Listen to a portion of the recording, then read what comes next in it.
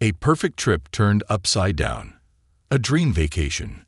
The golden rays of the London sun gleamed against the rippling waters of the River Thames as Ileana Ellie Carter strolled along the south bank, her camera slung around her neck. It was her first time in the UK, and every moment felt like a dream come true. The city was alive with history and culture, with red double-decker buses weaving through the streets and Big Ben standing proudly in the distance. Beside her, Daniel Carter, her father, walked with a relaxed gait. He was a man in his late 40s, tall with salt and pepper hair, and his warm brown eyes held an unspoken love for his daughter. This trip was his gift to her, a special vacation to celebrate her 18th birthday before she left for college. "Isn't this amazing, Dad?" Ellie grinned as she took a deep breath, inhaling the scent of fresh pastries from a nearby food stall. Daniel chuckled. "You're taking more pictures than a professional photographer." "Hey, I need proof that I actually saw all these places," she joked, adjusting her camera lens. "Well, make sure you get one of us together. Your mom will be sad if we don't send her any," Daniel said, fishing his phone out of his pocket. Ellie pouted playfully. "We should have convinced her to come." "You know how she is with long flights," Daniel reminded her. "She's probably watching TV right now. Glad she avoided the jet lag." Ellie laughed, knowing it was true. Her mother, Clara Carter, loved traveling in theory, but in practice, she much preferred the comfort of home. As they walked further down the promenade, Tower Bridge came into view, its iconic blue and white structure standing tall against the sky. Ellie gasped in excitement. "We have to take a picture here." Nearby, a street photographer with a portable photo printer waved them over. He was a thin man with sharp features and a friendly smile. "Hello there. Would you like a professional souvenir photo? Instant print and digital copy for just £10. Ellie's eyes lit up. "Dad, can we?" Daniel hesitated for a second, but then smiled at her enthusiasm. "All right, let's do it." They posed near the bridge, with Daniel wrapping an arm around Ellie's shoulders while she beamed at the camera. The man took the shot, and within moments, a Polaroid-style print emerged from his portable printer. "Here you go," the photographer said, handing Daniel a photo while Ellie eagerly waited for the digital version to be sent to her phone. "Thanks," Daniel said, quickly tucking the printed photo into his jacket pocket without really looking at it. Ellie tilted her head. "Let me see." "We'll check it when we get back to the apartment," Daniel replied with a casual wave of his hand. "Let's grab some food first." Ellie shrugged off the odd reaction, assuming he was just hungry, and they continued their sightseeing. The photo that changed everything.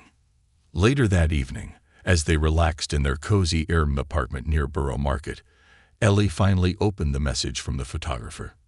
She tapped on the digital photo and zoomed in, making minor edits before posting it online. But as she adjusted the brightness, something caught her eye. Her heart skipped a beat. Behind her and her father, partially visible in the background near a green trash bin, was a missing person flyer.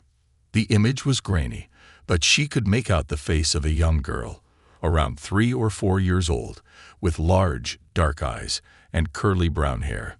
The words above the picture read in bold red letters, "Missing since 2006. Below the picture, the details were too blurred to read, but a nagging sense of familiarity washed over Ellie. Why does she look so familiar? Frowning, she turned to her father. "Dad, can I see the printed photo?" Daniel, who had been scrolling through his phone, stiffened for just a fraction of a second. So brief Ellie almost missed it. He forced a casual smile. "It's just the same as the digital one, sweetheart." "Still, I want to see it," Ellie insisted. Daniel hesitated before slowly pulling the photo from his jacket pocket and handing it over. Ellie's breath caught in her throat. On the printed version, the missing child flyer was much clearer. The girl's features were distinct now, and as Ellie stared at the image, a strange dizziness overtook her. She wasn't just familiar. She looked like me. Ellie's hands trembled as she compared the young girl's face to her own reflection in the window's glass. The same dark eyes, the same small dimple on the left cheek, even the curly brown hair, though Ellie's had straightened over time. A chill ran down her spine. "Dad," she whispered, looking up at him, her voice shaking. "Why does this girl look like me?" Daniel's reaction was immediate. He snatched the photo out of her hand so quickly that she gasped. "Ellie, don't overthink this," he said firmly. "It's just a coincidence." "But," I said, "drop it." Daniel's voice rose sharply, his tone laced with an intensity Ellie had never heard before. The room fell into silence. Ellie had never seen her father this rattled. He was always calm, the level-headed one in the family. But right now, there was a tightness in his jaw, a stiffness in his posture, as if he were holding something back. Her heart pounded. Something was wrong. She needed to know more. A stranger's warning. That night, Ellie couldn't sleep. Every time she closed her eyes, the image of the missing child's face haunted her. Was it possible that she was the girl in the flyer? Was there any way her entire life had been a lie? She needed answers. The next morning, while Daniel was in the shower, Ellie grabbed the printed photo from his jacket pocket and quickly took a picture of the missing child flyer. Then, with her hands shaking, she opened a reverse image search on her phone and uploaded the cropped image. Her breath caught in her throat as the results loaded. One news article immediately stood out. "Missing child, DKASEREOPENET.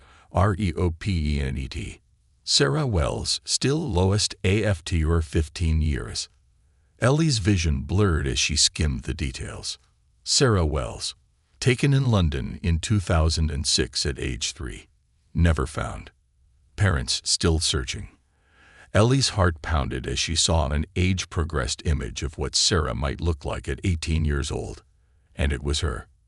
Her exact features, her face, her dimple, her hair. It was all there. Ellie felt nauseous. She wasn't Ellie Carter.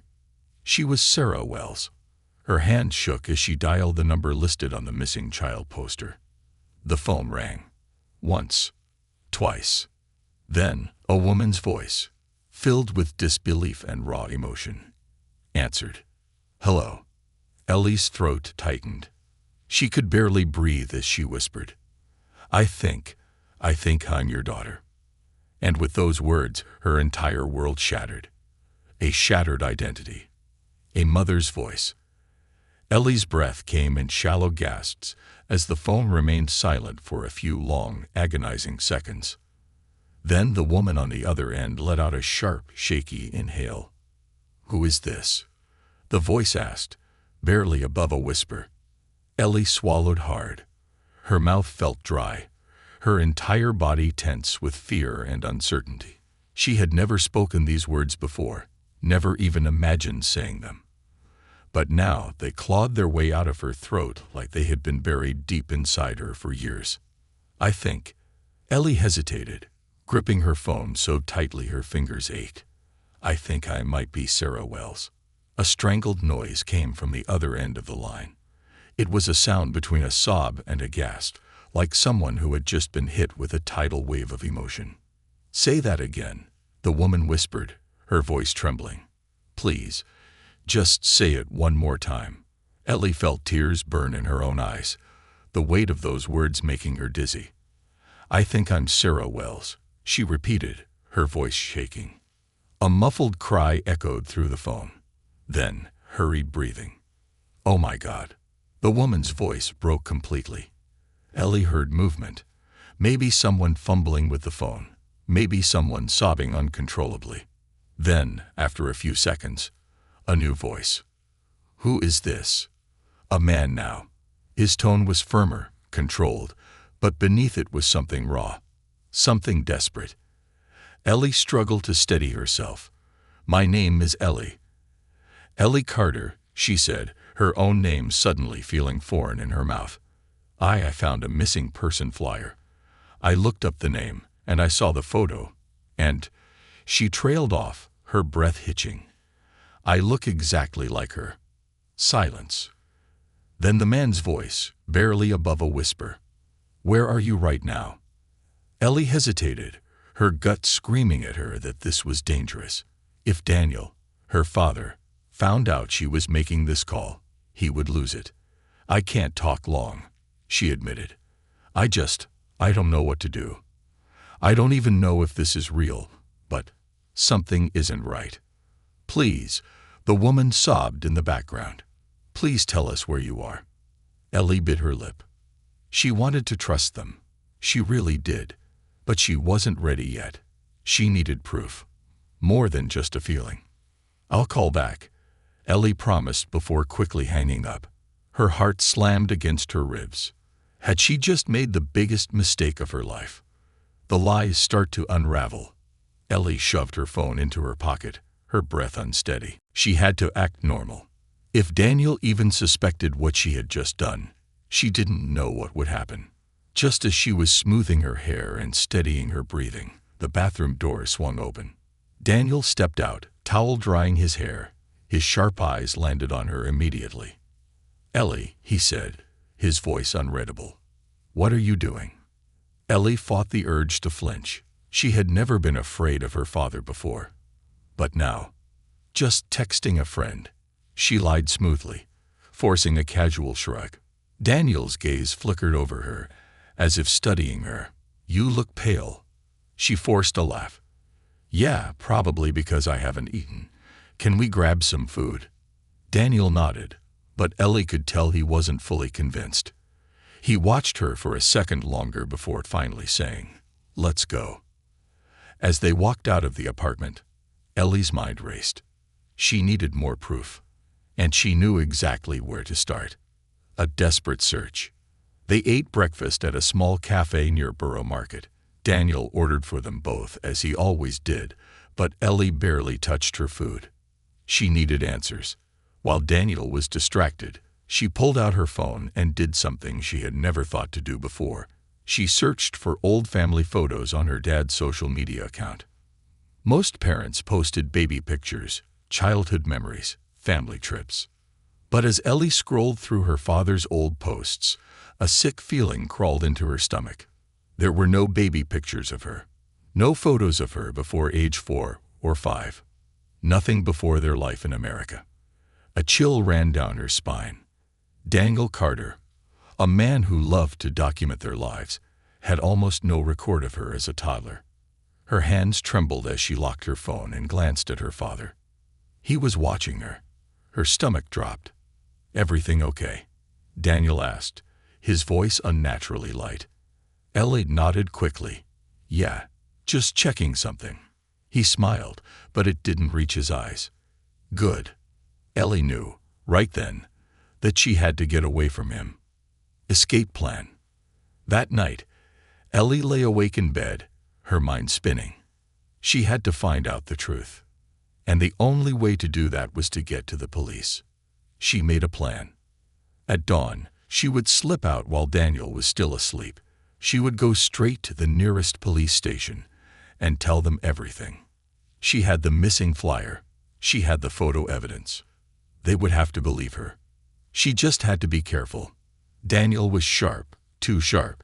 If he even suspected she was running, he would stop her. As the night stretched on, Ellie lay still, listening to the quiet rise and fall of her father's breathing from the other room. She only had one shot, and if she failed, she wasn't sure what would happen. The moment of truth. The next morning, Ellie woke up before sunrise. Heart pounding, she quietly gathered her things. She stuffed the missing child flyer into her pocket, grabbed her phone, and silently slipped toward the door. She barely dared to breathe. Hand shaking, she reached for the doorknob. But just as she started to turn it, a voice came from behind her. "Going somewhere?" Ellie froze. Daniel stood in the hallway, watching her with calm, cold eyes. Every nerve in Ellie's body screamed in panic. Her escape plan was falling apart before it even began. And now she had no idea what was going to happen next. Trapped in a web of lies. The moment she was caught, Ellie's heart slammed against her ribs as she slowly turned to face her father. Daniel Carter stood in the dimly lit hallway, his sharp eyes glinting with suspicion. His posture was casual, too casual, like a lion watching its prey. "Going somewhere," he repeated, his voice eerily calm. Ellie's throat went dry. She could lie, but would he believe her? She forced a weak smile, gripping the doorknob so tightly that her knuckles turned white. "I just wanted some fresh air."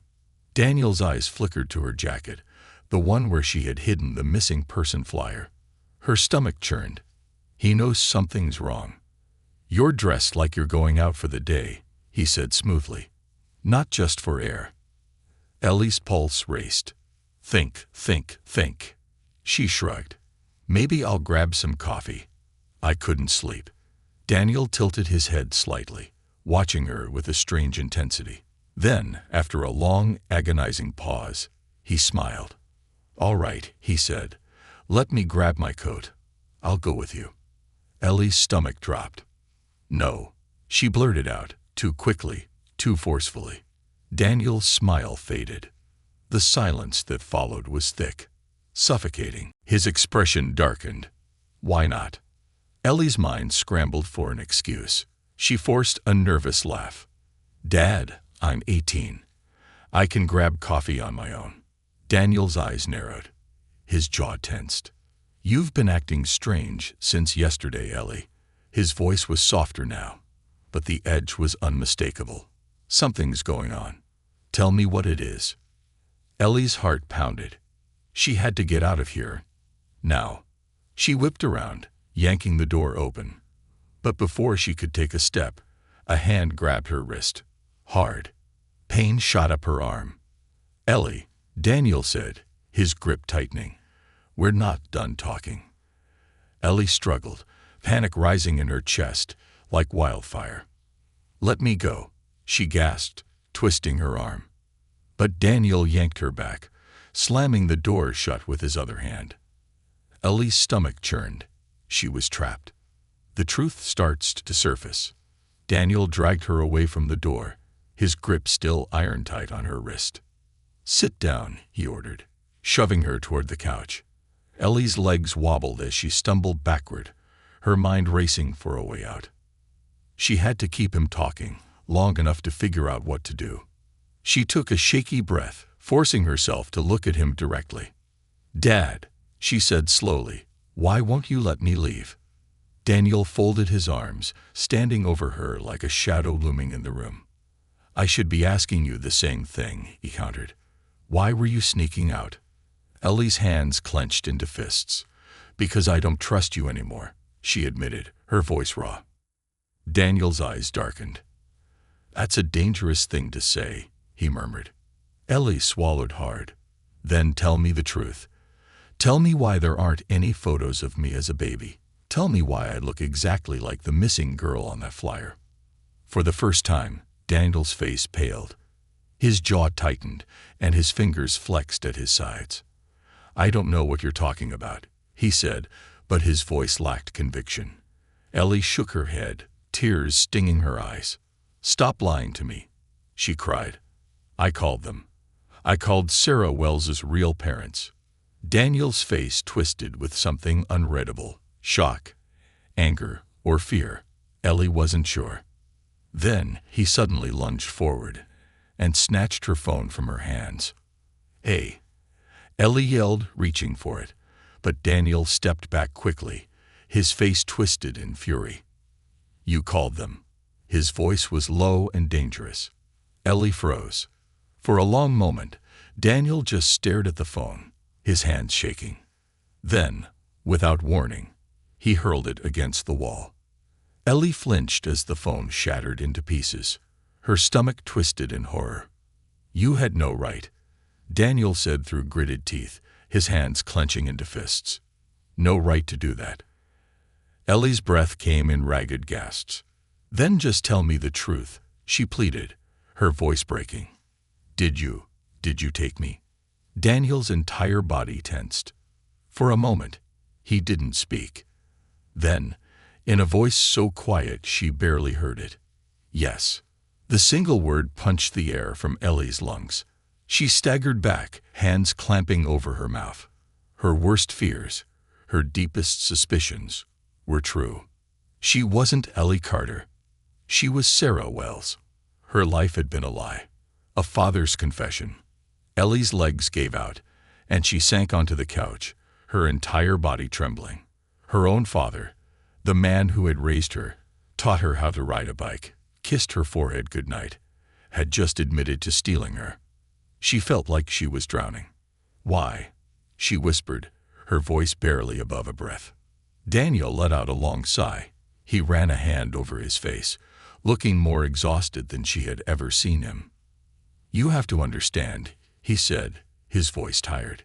"Your mother and I, we couldn't have kids. We tried. For years we tried." Ellie stared at him, her stomach twisting in revulsion. "So you just took someone else's child?" she spat. Daniel's jaw clenched. "We didn't plan it," he said. "It wasn't supposed to happen like that." Ellie's breathing hitched. "Then tell me how it happened," she demanded. Daniel sat down across from her, rubbing his temples. "It was a busy afternoon at Hyde Park," he began, his voice hollow. "Your real parents were distracted, talking to another couple. You were playing nearby." Ellie clenched her fists, nausea rising in her throat. "Clara, your mother," she bumped into them on purpose. She spilled coffee all over the mother's purse. "It was a distraction. I went up to you while they were too busy cleaning up the mess." Ellie felt like she was going to throw up. "You were so small," Daniel murmured, his eyes unfocused. "So trusting. I told you I'd take you to get ice cream. You took my hand." Ellie's breath hitched. "You didn't even cry," he continued, his voice thick with emotion. "You just held on to me, like I was supposed to be there. I knew in that moment. We couldn't let you go." Ellie's stomach turned violently. "You stole me," she whispered. "You stole 18 years of my life." Daniel's face twisted in pain. "We raised you. We loved you. You had a good life." Ellie's anger exploded. "Iktwasnt your choice to make," she screamed, tears spilling down her face. Daniel flinched. For the first time, he looked small. Ellie wiped her face with shaking hands. She had to get out of here. Now. But before she could move, the apartment door suddenly swung open. Ellie's blood ran cold. Standing in the doorway was Clara Carter. And she was holding a kitchen knife. A desperate escape. The knife in the doorway. Ellie's breath caught in her throat as she stared at her mother. Or rather, the woman she had believed to be her mother, standing in the doorway. Clara Carter's face was eerily calm, but her grip on the kitchen knife was tight, almost trembling. "Daniel," she said, her voice chillingly soft. "What have you done?" Daniel shot to his feet, stepping between Ellie and Clara like he could shield her. "Clara, put the knife down," he said, raising a hand in a placating gesture. But Clara's cold eyes were locked onto Ellie. "You called them, didn't you?" she asked quietly. "The Wells family." Ellie's pulse pounded in her ears. She didn't answer, but her silence spoke volumes. Clara inhaled sharply, her lips pressing into a thin line. "I knew it," she whispered. "I knew something was wrong last night. You were too quiet, too distant." Her fingers tightened around the handle of the knife. Ellie tensed. Was Clara about to? "I just wanted to know the truth," Ellie said, her voice shaking but firm. "And now I do. I'm not Ellie Carter. I'm Sarah Wells." A flicker of pain crossed Clara's face, but it was quickly buried beneath cold resolve. "You're our daughter," Clara said. "We raised you. We gave you a life. A family. That's all that matters." Ellie shook her head, tears burning her eyes. "You stole in me," she shouted. "You lied to me for 18 years. That's all that matters." Clara's eyes darkened. "That family didn't deserve you," she hissed. "They let you out of their sight. They didn't protect you. We did." Ellie's stomach churned. This wasn't just denial. Clara had convinced herself that she had done the right thing, that taking Ellie was justified. Daniel placed a cautious hand on Clara's wrist, trying to gently pry the knife from her grasp. "Clara," he said, voice low and steady, "we can't keep doing this. It's over." Clara jerked her hand away violently, narrowly missing slashing Daniel's arm.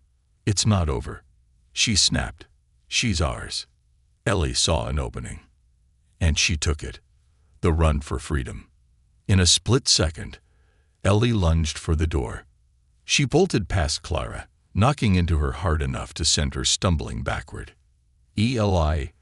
Clara shrieked, but Ellie didn't stop. She sprinted down the apartment corridor, her bare feet slapping against the cold floor. She didn't look back. She couldn't. Her entire body was on fire with adrenaline, every muscle screaming run, run, run. Behind her, she heard Clara's furious footsteps and Daniel's frantic shouts. "Eli, stop. Will you, York Fanily. Come back." Ellie hit the stairwell at full speed, skipping 2-3 steps at a time. If she could just make it outside. Suddenly, a strong hand grabbed her from behind. Ellie screamed. Daniel had caught up. His fingers dug into her wrist, yanking her backward so hard she nearly fell down the stairs. "Ellie, liest into me," Daniel pleaded, his face twisted with desperation. "We can fix this." Ellie thrashed violently. "I do unti too." Then she realized. She had no phone, no ID, no money. She was alone in a foreign country, and her kidnappers were still inside that building. Ellie's lungs burned as she ran, weaving through the early morning London crowds. She didn't know where she was going. She just knew she had to get away. Pedestrians turned to look at her, her wild eyes, disheveled hair, and tear-streaked face must have made her look insane. Some even tried to stop her. "Miss, are you all right? Do you need help?" But she couldn't stop. Not yet. Then, asterisk out of the corner of her eye. Asterisk, she saw it. A police station. Revealing the truth. Ellie staggered into the station, gasping for breath. The officers behind the desk immediately took notice. "Miss, are you all right?" One of them asked, concern etched across his face. Ellie's legs nearly gave out, but she forced herself to the counter. I need to report something," she said, her voice shaking violently. The officer nodded. "All right, take your time. What happened?" Ellie's hands trembled as she reached into her pocket and pulled out the missing child flyer. The officer's eyes widened. Ellie's voice cracked as she said the words that would change her life forever. "I think I'm her," she whispered. "I think I'm Sarah Wells." The entire room went silent. For a moment, no one moved. Then, everything happened at once. The beginning of the end. The officers sprang into action, escorting Ellie into a private room. Within minutes, she was surrounded by professionals, police officers, social workers, investigators. They took her statement, her DNA sample, her fingerprints, and when they ran her information through the system, a match appeared. Sarah Wells, missing since 2006. The officers stared at the screen, stunned. "It's her," one of them murmured. "After all these years, we found her." Ellie's chest heightened. She wasn't Ellie Carter anymore. She wasn't a kidnapped girl in hiding. She was Sarah Wells, and this was only the beginning of the end. The weight of the truth. The moment of recognition. Ellie, no, Sarah Wells, sat in the small, sterile interrogation room at the police station, her heart pounding against her ribcage. The weight of her revelation pressed against her chest, suffocating. She had done it. She had escaped. But the fear hadn't disappeared. It had only changed shape. A cup of lukewarm tea sat untouched in front of her, its surface rippling slightly as she trembled. The walls of the room felt too tight, the fluorescent light above her humming a quiet, persistent drone. Two officers sat across from her, their faces unreadable as they processed her story. The man on the left, Detective Inspector Carter, an unfortunate coincidence in names, leaned forward, folding his hands on the table. "Miss Wells," he said carefully, as if afraid she might shatter like glass, "we have contacted the Wells family." Ellie's breath hitched. Her real family. The people she had been stolen from. "They're on their way," he continued. "They want to see you as soon as possible." Ellie nodded numbly. Her hands tightened into fists on her lap. "Miss Wells, I need to ask." Inspector Carter hesitated. "Did the Carters ever physically harm you?" Ellie blinked. The question took her by surprise. She thought back to the years of her childhood. No, Daniel and Clara, her kidnappers, had never laid a hand on her. Until this morning. Until her world started to crack. But what about the damage that couldn't be seen? The years of deception. The lies. The false identity. The stolen life. Was that not worse? Ellie's throat tightened. They never hit me," she admitted. "But they stole me. And when they realized I knew the truth, when I tried to leave, Daniel tried to stop me. He grabbed me. I pushed him, and he fell down the stairs." The officers exchanged a glance. "Did you think he was trying to hurt you?" The female officer, Sergeant Patel, asked. Ellie hesitated. Yes, she did. Because if she hadn't fought back, would she still be locked in that apartment? Would she even be alive? I don't know," Ellie whispered. Sergeant Patel nodded, her expression softening. "You did what you had to do." Ellie exhaled, a shaky, uneven breath. The door opened. A new officer stepped in, holding a file. "Sir," he addressed Inspector Carter, "the DNA test results are back." Ellie's blood ran cold. It was real now. The truth was about to be written in black and white. Inspector Carter took the folder, flipping it open, his brows furrowed as he scanned the document. Then he looked up, his gaze meeting Ellie's. "It's a match," he said softly. "You are Sarah Wells." Ellie's vision blurred. Her body felt weightless and heavy all at once. She wasn't Ellie Carter. She had never been Ellie Carter. Meeting the strangers who were her parents. The station was quieter than Ellie had expected. She could hear the hum of distant voices, the occasional ringing of a phone, the steady thrum of her own heartbeat in her ears. A female officer led her down a corridor, her hand resting lightly on Ellie's shoulder. "They're just through here," she murmured. Ellie's legs trembled as she stepped forward. Her fingers twitched at her sides. She had no idea what to expect, what to feel. The officer opened the door. And suddenly, she wasn't alone. A woman and a man, her real parents, were standing in the center of the room. Ellie's breath caught in her throat. The woman, her mother, Nessa Wells, let out a strangled sob.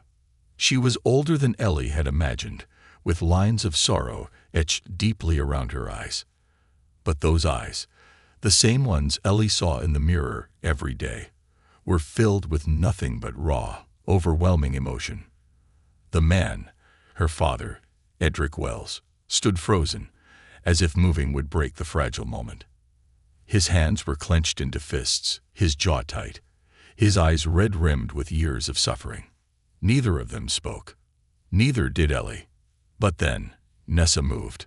She rushed forward, her hands shaking violently as she reached out, but stopped just inches away, as if afraid Ellie would vanish again. Ellie swallowed hard. Then, hesitantly, she lifted her hand. And Nessa immediately grasped it, falling to her knees, sobbing uncontrollably. Ellie choked back a cry. Nessa's voice broke. "I never stopped looking for you." Ellie felt something inside her crack. For so long, she had felt adrift, lost in her own skin. But here, in this moment, it was as if something had finally clicked into place. Like the missing puzzle piece of her life had been returned. Edric, who had been standing still, finally stepped forward. He knelt beside Nessa, his voice hoarse. "We missed everything," he whispered. "Your first day of school, your birthdays, your entire childhood." His hands trembled as he reached for her like a man reaching for sunlight after years in darkness. Ellie couldn't hold it in anymore. She fell into their arms, and for the first time in her life, she felt whole. The fall of the Carters.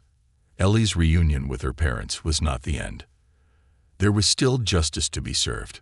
The next day, she sat in a conference room at the police station, watching the interrogation unfold through a one-way mirror. Daniel Carter sat across from Inspector Carter, his hands cuffed to the table. His face was hollow, dark circles under his eyes. He looked like a man whose world had collapsed.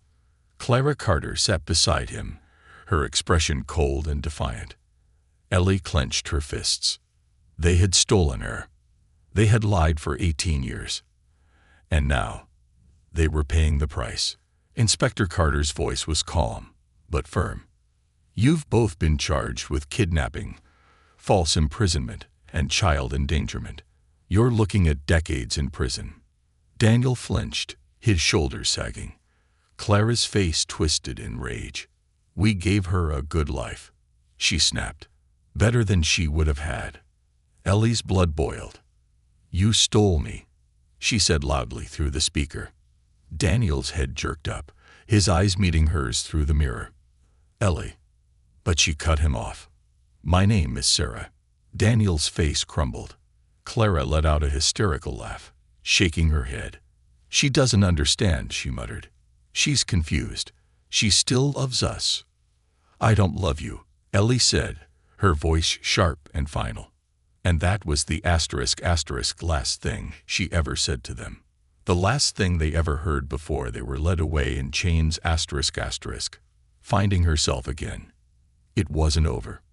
Ellie, Sarah Wells, had to start over completely. She had a real family now, a home she didn't remember. She had to learn who she really was. But for the first time, she had a choice, and she wasn't looking back. Reclaiming Sarah Wells, the beginning of a new life. For the first time in 18 years, Ellie, Sarah Wells, awoke in a house that was supposed to be her home. The Wells family home in London was beautiful but unfamiliar. The walls were adorned with pictures of a child she didn't remember being. A nursery, frozen in time, still held stuffed animals and blankets that had been waiting for her to return. But the house itself didn't feel like hers. It felt like a museum dedicated to a ghost. Sarah stood at the window of her new bedroom, watching the morning light spill onto the quiet street below. The world felt strangely silent, like everything had stopped moving after the storm that had been her life. Her real mother, Nessa Wells, had insisted she move in with them after Daniel and Clara's arrest. Her real father, Edric Wells, had been more hesitant, perhaps sensing Sarah's discomfort. She didn't know how to feel about any of it. She had wanted this, the truth, but the truth didn't feel as comforting as she had imagined. It just felt empty. Sarah turned away from the window, rubbing her arms. A knock on the door. She tensed. "Sarah." Nessa's voice was soft, hesitant. "Can I come in?" Sarah inhaled slowly. She still wasn't used to hearing her real name. "Yeah," she said, forcing the word out. The door creaked open, and Nessa stepped inside, holding a steaming cup of tea. Her eyes, so much like Sarah's own, held a mixture of love and deep sadness. "I made you some tea," Nessa said, placing it on the nightstand. "I know it's a lot to take in. If you need space, I understand." Sarah swallowed, looking down at the floor. "I don't even know what to say." Nessa sat on the edge of the bed, careful to give her daughter space. "You don't have to say anything," she murmured. "I just want you to know that you're safe now. You don't have to be afraid anymore." Sarah's hands clenched into fists. "I'm not afraid," she lied. Nessa studied her for a moment, but didn't argue. Instead, she reached into the pocket of her cardigan and pulled out a small, worn-out stuffed bear. Sarah stared at it. "You used to sleep with this every night," Nessa said, her voice breaking. "You wouldn't go anywhere without him. His name was Buttons. We used to call him your little protector. Sarah reached out before she could stop herself, her fingers brushing against the soft fabric. The sensation was foreign yet familiar. Something deep in her chest ached. Nessa sniffled, wiping at her eyes. I know you don't remember, and I don't expect you to, but if you ever want to talk about anything, we're here. Sarah swallowed past the lump in her throat. She couldn't say the words she wanted to. She couldn't say, I don't know if I'll ever feel like your daughter. So instead, she just nodded. Nessa gave her a small, understanding smile and gently squeezed her hand. I'll let you rest. She stood and quietly left the room, leaving Sarah alone with Buttons. Sarah stared down at the little bear, running her thumb over its frayed ears. A part of her wanted to feel something, anything. But mostly, she just felt lost. The trial of the Carters. Days turned into weeks. Sarah's story spread through the media like wildfire. The trial of Daniel and Clara Carter became international news. The world watched as the couple who had raised and loved her were put on trial for kidnapping, child endangerment, and fraud. Sarah was the key witness. The first time she entered the courtroom, her stomach twisted painfully. She saw Daniel first. He was sitting at the defense table in a stiff gray suit, his once warm eyes now dull and haunted. He looked up when she walked in, and for a moment, his lips parted like he wanted to say something. But Sarah quickly turned away. Then there was Clara. Clara looked unchanged, like she was still trying to hold on to control. Her expression was unreadable, her back straight, unyielding. Sarah hated her more than Daniel. Because while Daniel had broken, Clara still believed they had done nothing wrong. The prosecutor's voice broke through the courtroom. Miss Wells, can you confirm how you first suspected that the Carters were not your real parents? Sarah took a deep breath. And then, she told her story. Every detail.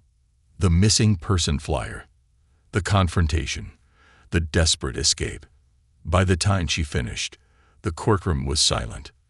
Clara didn't move. Daniel's shoulders had sagged, his face in his hands. And when the verdict was read, guilty, Clara finally broke. She started screaming, shouting at the judge, at the lawyers, at Sarah. You're still our daughter. She shrieked as security restrained her. You'll always be ours. You'll regret this. Sarah met her gaze, and for the first time, she felt nothing. Clara Carter was just a stranger now. The Carters were sentenced to 30 years in prison. Sarah never looked back. Finding herself again. Months passed. Sarah began to adjust to her new life. But it wasn't easy. She struggled to call Nessa and Edric mom and dad. The words felt foreign on her tongue. She missed her old routines, the American life she had lived, the things she knew. But she didn't miss the lies. One evening, she sat on the couch with Nessa and Edric, flipping through an old family album. It was full of pictures she didn't remember. That was your first Christmas, Nessa murmured, pointing to a photo of a small, curly-haired toddler sitting in a pile of wrapping paper. You loved tearing the paper more than the actual presents. Sarah smiled, just a little. Then, her past came calling. Her phone buzzed. An unknown number. She hesitated. Then she answered. A voice came through the line. Sarah. Her breath hitched. She knew that voice. It was Daniel. Her fingers tightened around the phone. What do you want? She asked coldly. There was a long pause. Then his voice. Quiet, broken. I'm sorry, Daniel whispered, for everything. I know I don't deserve forgiveness, but I need you to know. I loved you. I still do. Sarah's heart pounded. Her real parents watched her carefully, waiting to see what she would say. She took a deep breath. Then she ended the call. She didn't need closure from Daniel Carter. She didn't need his apologies or justifications, because she finally knew who she was. She was Sarah Wells, and she was free.